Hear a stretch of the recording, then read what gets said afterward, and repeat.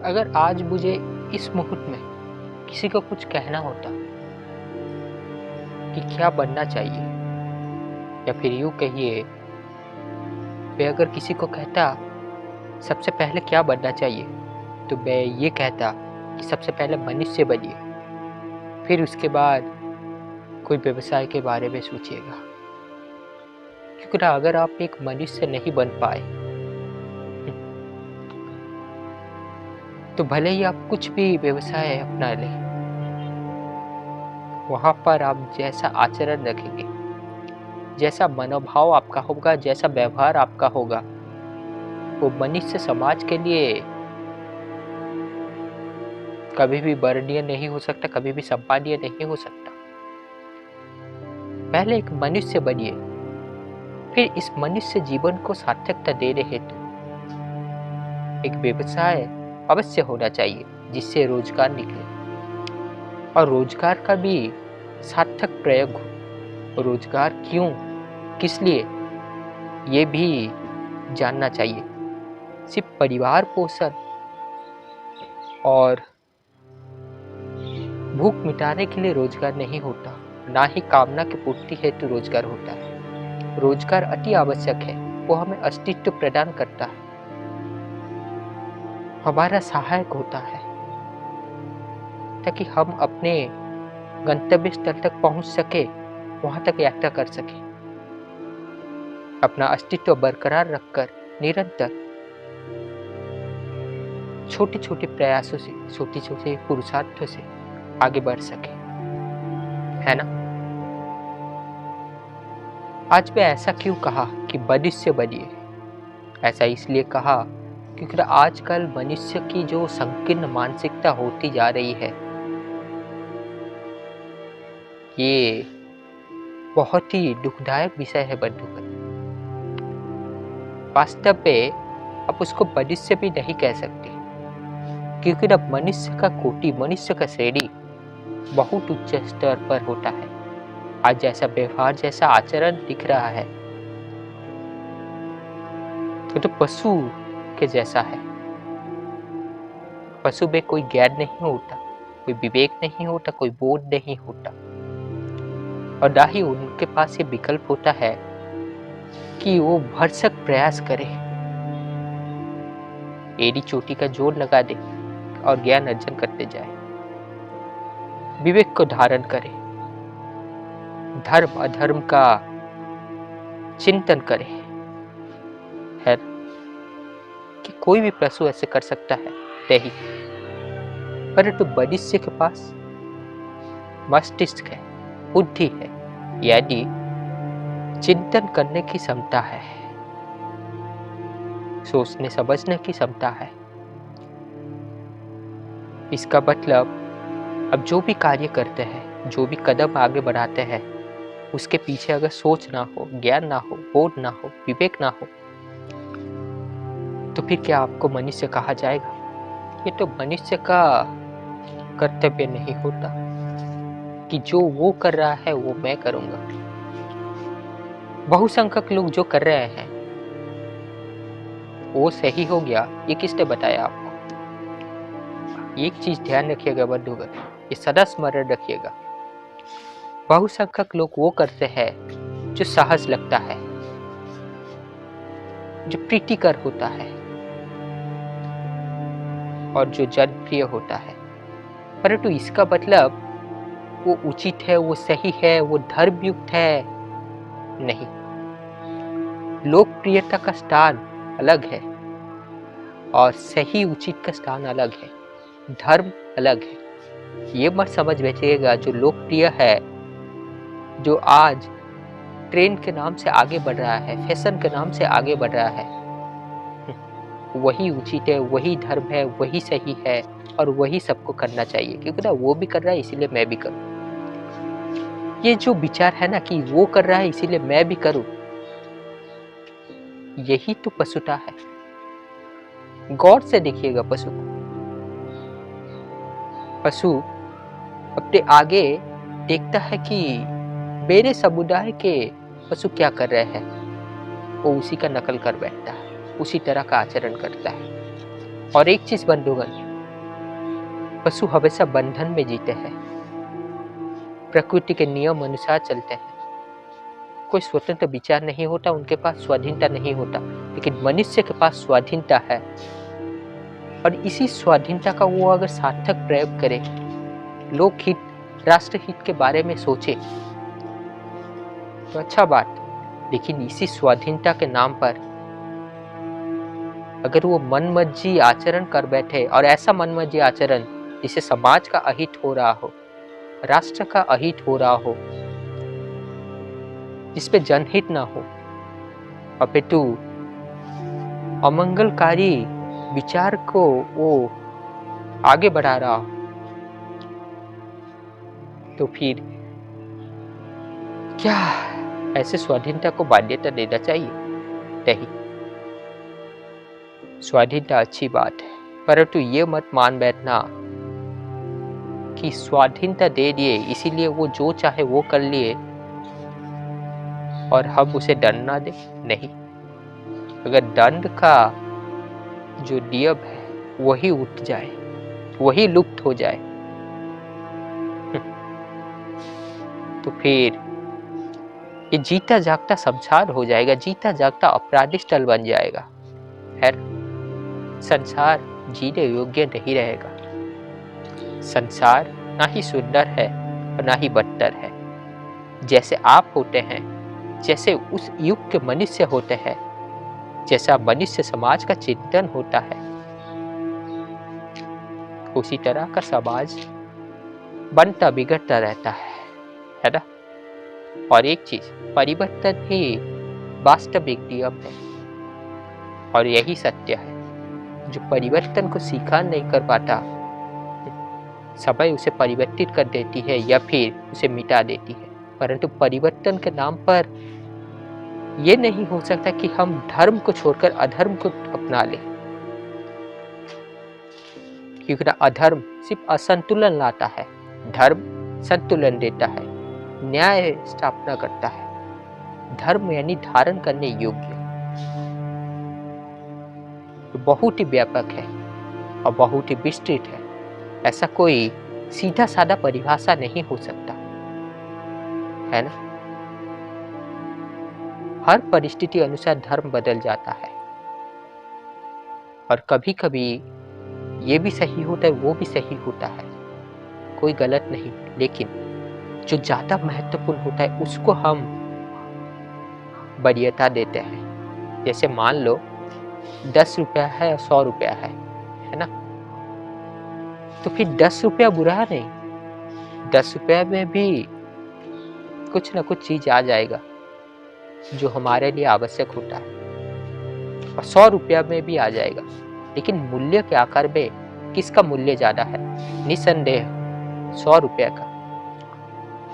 इसीलिए अगर कभी भी हमारे सामने ऐसा स्थिति आए, ऐसा दुविधा आए कि एक और 10 रुपया है और दूसरी और 100 रुपया का नोट है, हम किसी एक को ही चुन सकते हैं, और जिसको चुनेंगे उसके बाद उसको और लौटा नहीं सकते।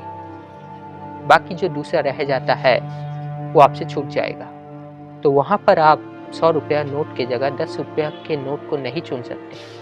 क्या सही नहीं कह रहा हूं बंधुगण? परंतु क्या 10 रुपया बुरा था? नहीं, 100 रुपया ज्यादा महत्वपूर्ण था। ठीक उसी प्रकार बंधुगण, जब राष्ट्र के हित में सोचा जा रहा हो, समाज के हित में सोचा जा रहा हो, लोक कल्याण के विषय में सोचा जा रहा हो, तब अपने व्यक्तिगत परेशानियों, पारिवारिक हित के बारे में सोचना 10 रुपये के समान होता है। जहां पर राष्ट्र, समाज, लोक कल्याण से जुड़ा हुआ जो सोच विचार है 100 रुपये का जैसा होता है। ये सिर्फ समझने के लिए मैं कहा, ये मत मान लीजिएगा कि ये 100 रुपये का बराबर है और ये 10 रुपये के बराबर है ना। तो बंधुगण, प्रारंभ में मैं जो विषय आरंभ किया था, क्या कि मनुष्य बनिए, उसके बाद कुछ बनिएगा। और एक चीज, विद्या आ गई इसका मतलब वो सही मनुष्य नहीं, धन आ गया इसलिए वो महान मनुष्य नहीं। वो धनी हो सकता है, एक श्रेष्ठ महान मनुष्य नहीं, ऐसा नहीं। गुणों से, चरित्र से महानता आती है, श्रेष्ठता आती है। जो वो कहता है, जो वो करता है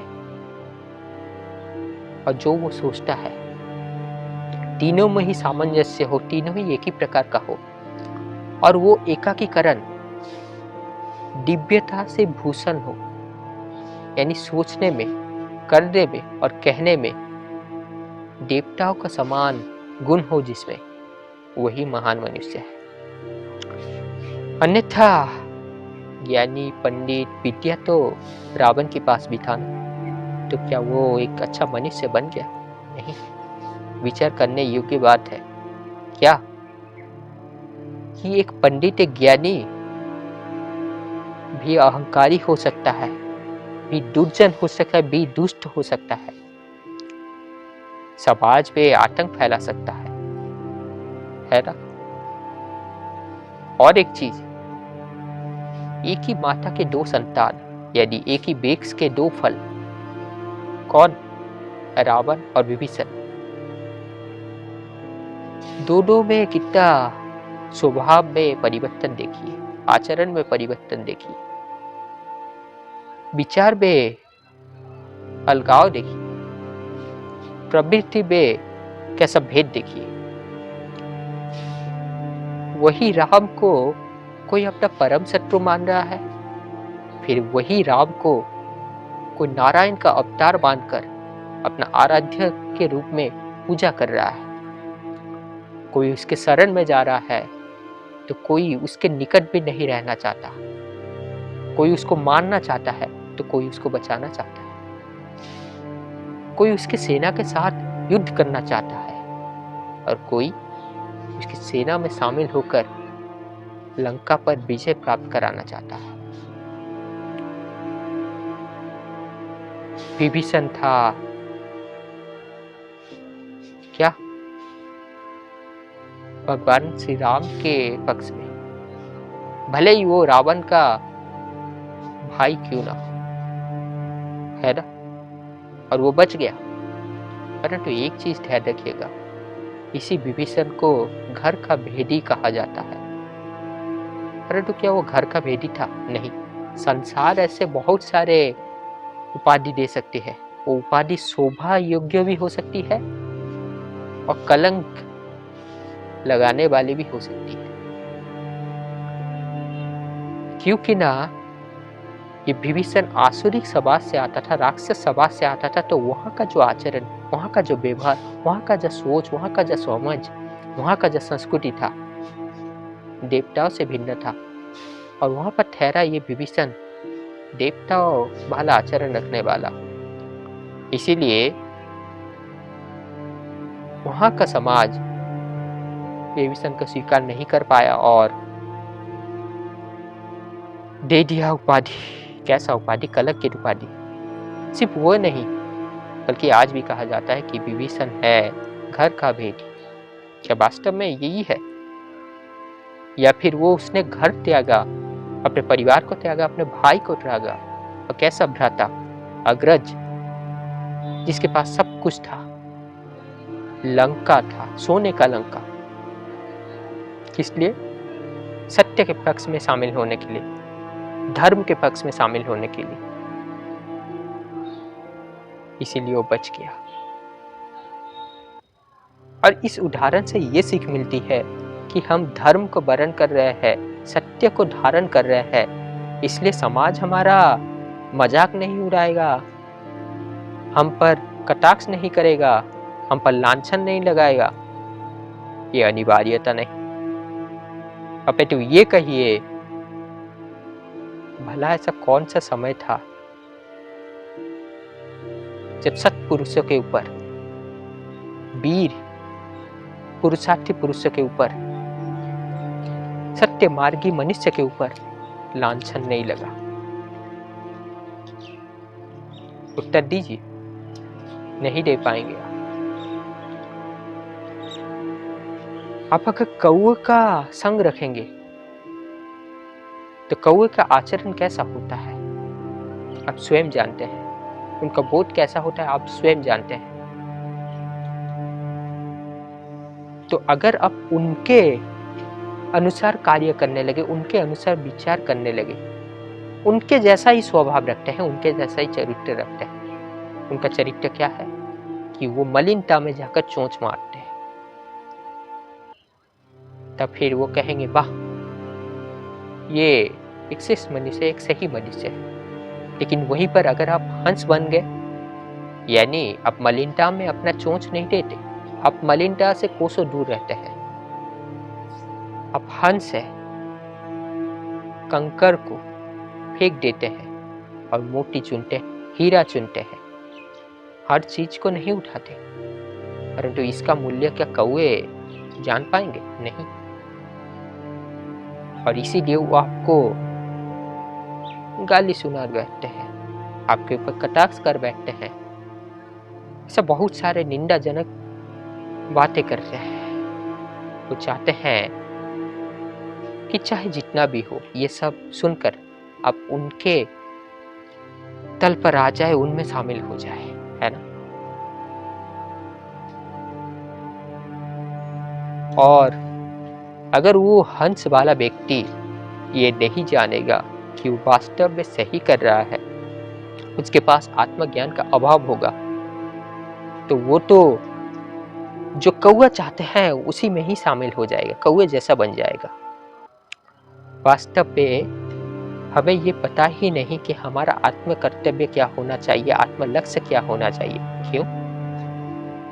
क्योंकि ना आत्मज्ञान के अभाव में मनुष्य को वास्तविक आत्म लक्ष्य और आत्म कर्तव्य के बारे में पता ही नहीं होता। वो तो वो करता है जो उसका परिवार कहते हैं, जो उसका सगे संबंधी कहते हैं, और वो परिवार, वो सगे संबंधी भी उसी लोक धर्म से प्रेरित है, जो आज हो रहा है उसी के अनुसार। इसका मतलब ये नहीं कि जो आज हो रहा है वो गलत है, और इसका मतलब ये भी नहीं जो आज हो रहा है वो पूर्णतः सही है। कल हो आज हो फर्क नहीं पड़ता, फर्क ये होता है कि बोध ज्ञान के चक्षु से देखिए, क्या जो भूतकाल में हुआ था वैसा होना चाहिए था? अगर सही बात, और आज के परिस्थिति को, आज के वर्तमान क्षेत्र को ज्ञान बोध के चक्षु से देखिए। परंतु इसका मतलब ये नहीं कि आप जैसे प्राचीन काल में होता था कि हम बैलगाड़ी से चलते थे, अब वो अभी कहने लगे कि बैलगाड़ी ले आओ। नहीं, ये व्यवहारिक नहीं है। परिवर्तन इस संसार का नियम है। आपके काया को देखिए, शरीर को देखिए, शिशु के रूप में जन्म लेता है, वृद्ध के रूप में बढ़ता है। शिशु से आप युवा हो चुके हैं, कुछ लोग वृद्ध होने वाले हैं, है ना, और कुछ लोग किशोर अवस्था में होंगे। ऐसे बहुत सारे शारीरिक अवस्था हो सकती है। जब आपका काया ही बदलता रहता है तो फिर ये संसार भी बदलेगा, क्योंकि काया संसार का ही हिस्सा है ना। तो बैलगाड़ी आप नहीं ला सकते, है ना। आज का जो मॉडर्न जमाना है, जो आधुनिक जमाना है, जो आधुनिक यातायात यंत्र है, उसी के माध्यम से आप जान बहान यत्न करेंगे, है ना। क्यों? यही आज के लिए प्रासंगिक है, व्यवहारिक है, यदि यही बोध है। ठीक उसी प्रकार बंधुगण, हर चीज में बोध चाहिए, जो जैसा होना चाहिए उसी के अनुसार। वहीं पर दूसरा पक्ष आप अगर उठाएंगे, कोई कहेगा कि मैं स्वाधीनता के नाम पर, आधुनिकता के नाम पर मन मर्जी आचरण करो, मेरा इच्छा हुआ उसको मार देना, इसीलिए मैं मार देता हूँ, क्योंकि ना ये आधुनिक समाज है, हम स्वाधीन हैं। ये गलत बात। इसके लिए दंड चाहिए। ये ऐसा दंड पहले भी होता आया था, आज भी होना चाहिए। ये बोध कहता है, ये ज्ञान कहता है, यानी सबके पीछे ज्ञान का चक्षु रखिए, अन्यथा आप अंध परंपरा, अंध प्रथा, अंधविश्वास का शिकार हो जाएंगे, है ना। और अंध परंपरा, अंधविश्वास अनंत है, बहुत तरह के हो सकती है। अब वास्तव में मैं जो प्रारंभ में कहा था ना कि मनुष्य बनिए, संकीर्ण सोच को त्यागिए। आज जो जातिवाद का वहां समस्या है, ये तो इस संकीर्ण सोच के कारण है ना। वो कहता है ये जाति बड़ा है, और दूसरा मान्यता है नहीं, मेरा जाति महान है। वो अपने आप को बड़ा दिखाना चाहता है, वो अपने आप को। यानी जब दोनों एक दूसरे से मिलते हैं, दोनों में टकराव हो जाता है, क्लेश हो जाता है, झगड़ा हो जाता है, मारपीट होती है। ऐसा भी हो सकता है कि बातचीत युद्ध से लेकर शारीरिक युद्ध तक आ बैठे बात, है ना। और सिर्फ यहीं पर समाप्त नहीं होता, क्योंकि ना वो व्यक्ति एक जाति से था जो आज के लोक धर्म के अनुसार है, और ये अलग जाति से था, इसीलिए उस जाति को ठेस पहुंची और इस जाति को ठेस पहुंची, और ऐसे और सारे जो जातियां भी है वो सब एकत्र हो जाते हैं, फिर एक साथ लड़ बैठते हैं। वास्तव में एक चीज ध्यान रखिएगा बंधुगण, ये जाति नहीं है, ये सिर्फ आपका अंध मान्यता है। क्योंकि ना ज्ञान, बोध, विवेक तो यही कहेगा कि जाति में हम मनुष्य है। शारीरिक ढांचा से जाति बनती है, तो शारीरिक ढांचा से हम मनुष्य है। और इस जाति में भी दो उपजातियां हो सकती है, एक पुरुष का शरीर धारण किया है जो, और दूसरा स्त्री। लेकिन ये उपजाति को छोड़िए, जाति एक ही है, वो है मनुष्य जाति। तो मनुष्यता का त्याग करना ये अधर्म होता है। मनुष्यता से नीचे गिरना, मनुष्य से नीचे आचरण रखना, यही अधर्म है ना। पशु के तल पर आ जाना, यही अधर्म है। धर्मयुक्त स्वाधीनता मान्य है, सम्मान्य है, और इसको ही वर्ण करना चाहिए। धर्मयुक्त स्वाधीनता, धर्मयुक्त आधुनिकता, धर्मयुक्त जीवन शैली, ये सब मान्य हो सकता है। लेकिन मन मर्जी स्वाधीनता, मन मर्जी आधुनिकता, जिसमें किसी को ठेस पहुंचाना शामिल है, कोई बोध नहीं, कोई विवेक नहीं, कभी भी सम्मान्य हो नहीं सकता। वास्तव में जब भी आप ऊपर उठते जाते हैं, आपका चेतना में वृद्धि होने लगता है, इन चेतना का स्तर ऊपर उठने लगता है, तब आपका जो फ्रेंड सर्कल होता है, जो संगति आप अपनाते हैं, और बहुत ही छोटा बनते जाता है, परंतु महत्वपूर्ण होता है, अर्थपूर्ण होता है। कि ना ऊपर यानी चेतना के स्तर पर ऊपर जीने वाले मनुष्य बहुत कम होते हैं। वहां पर 10 मिनट आप जो बात करेंगे और नीचे के स्तर पर आप 10 घंटा बात करिए, इसका 1% के बराबर भी नहीं होगा।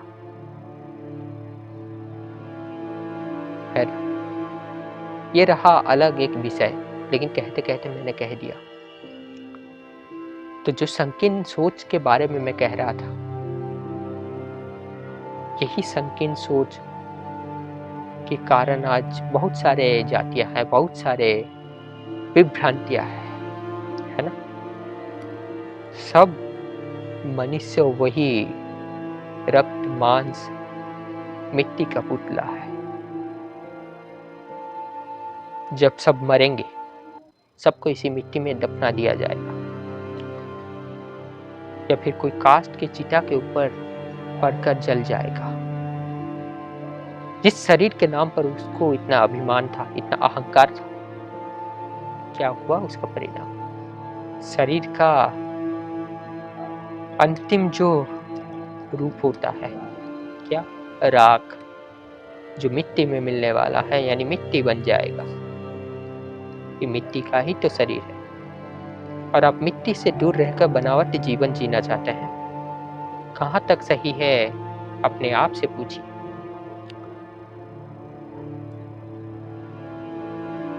जब आप कभी भी हॉस्पिटल जाते हैं, कभी भी आपके शरीर पे रक्त की आवश्यकता पड़ती है, तब क्या आप ये देखकर रख लेते हैं कि वो कौन सा जाति का है, कहाँ से आता है? नहीं। आज लोक धर्म के अनुसार आप जिसको छोटा जाति मानते हैं और जिसको सर्वश्रेष्ठ जाति या फिर सबसे ऊपर जाति मानते हैं, ये मैं नहीं कह रहा हूँ, जो आज चल रहा है उसी के अनुसार। वास्तव में जाति तो कुछ होती नहीं, और जाति अर्थात मनुष्य जाति, पशु जाति, ऐसे इसको जाति कहते हैं, है ना। तो उस ब्लड बैंक में जब आप जाते हैं, आपको खून चाहिए होता है, क्या आप ऐसे कहते हैं कि वो उस जाति का हो, इस जाति के नीचे का मनुष्य का खून मुझे मत देना? और क्या ऐसा ब्लड बैंक संग्रहित करके रखता है कि इस जाति का खून यहाँ पर, इसका यहाँ पर? नहीं। वो देखेगा ये बी पॉजिटिव का रक्त है, चाहे वो किसी भी मनुष्य से आया हो, एक साथ रख देगा। ओ नेगेटिव का रक्त है, एक साथ रख देगा। ए बी पॉजिटिव का रक्त है तो ए बी पॉजिटिव एक साइड में रखेगा, और जिसको जो आवश्यकता है उसको वो दे दिया जाएगा। और वही रक्त में ना जाने ऐसे कितने छोटे जाति के मनुष्य के रक्त शामिल है। और छोटे जाति मतलब जिसको आप मानते हैं, आप कहते हैं, समाज कहता है। समाज और कुछ नहीं होता, आज के मनुष्य से ही समाज बनता है ना। तो आज के मनुष्य की जो सोच है कैसा है आप जानते हैं, कहने की बात नहीं, आप स्वयं में विचार कर सकते हैं। तो तब तो आप ये पूछकर रक्त नहीं लेते कि उसका खून चाहिए, इसका खून चाहिए। तब आपातकालीन स्थिति में, इमरजेंसी में आप कहते हैं जहां से भी खून मिल जाए बहुत अच्छा, क्योंकि इससे जान बच जाएगा। यानी ईश्वर ने हमें ऐसा नहीं बनाया, ईश्वर ने भेदभाव नहीं किया, सब में उसी तरह का रक्त है, लाल रंग का। ये हम मनुष्य है जो हमारे तुच्छ शुद्धतम इच्छाओं, कामना के कारण सब में भेदभाव लाते हैं। किसी को उच्च स्थान पर रखते हैं तो किसी को निम्न स्थान पर। हाँ, उच्च नीच अच्छा है, परंतु वो गुण के अनुसार होना चाहिए, चरित्र के अनुसार होना चाहिए, कर्म देखकर होना चाहिए, ना कि किसी की शारीरिक ढांचा को देखकर, किसी का रंग देखकर, और कौन किसके घर में जन्म हुआ।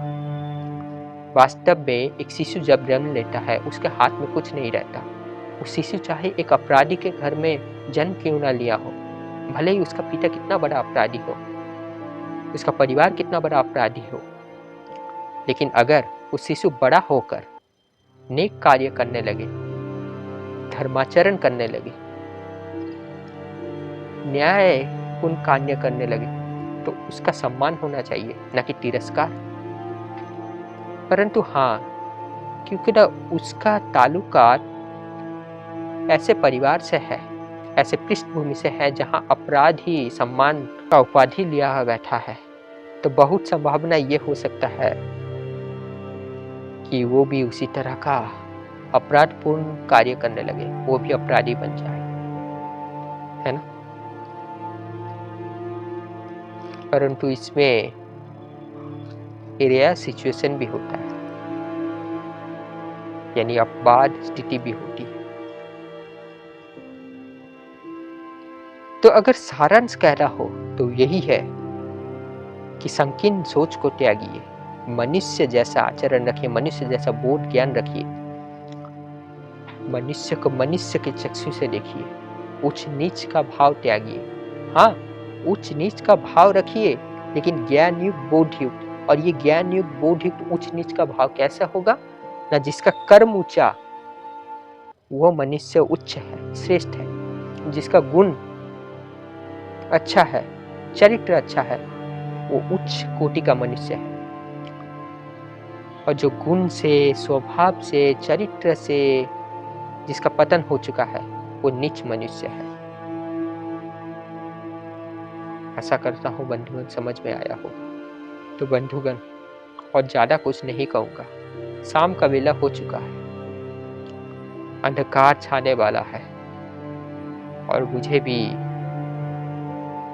अपना कार्य करना है। तो फिर मिलेंगे, तब तक शांति से आनंदपूर्ण अपने जीवन की गाड़ी को आगे बढ़ाते रहिए। धर्म को धारण करते हुए आगे बढ़िए, सत्य मार्ग में आगे बढ़ते रहिए, ज्ञान विवेक से जीवन जिए, अज्ञान अंधविश्वास से नहीं। न्याय के लिए लड़िए, अन्याय के पक्ष मत लीजिए, और इसी में ही मनुष्य का जीवन सार्थकता पाती है। वास्तव में मनुष्य का जीवन सार्थक होना ही सफलता होता है। और याद रखिएगा,